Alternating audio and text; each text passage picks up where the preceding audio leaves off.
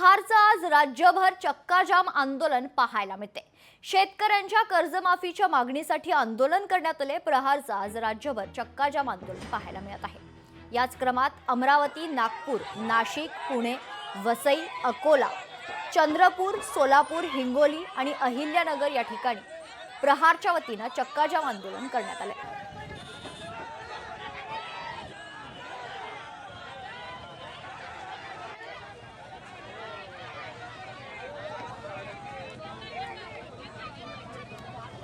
तुम्हीच बोलले होते 7-12 कोरा कोरा, मग कर्जमाफी मागणीची गरज का पडली? कारण भाव दिले नाही।